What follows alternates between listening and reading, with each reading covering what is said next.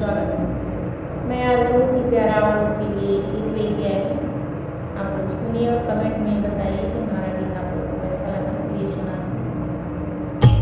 राम नाम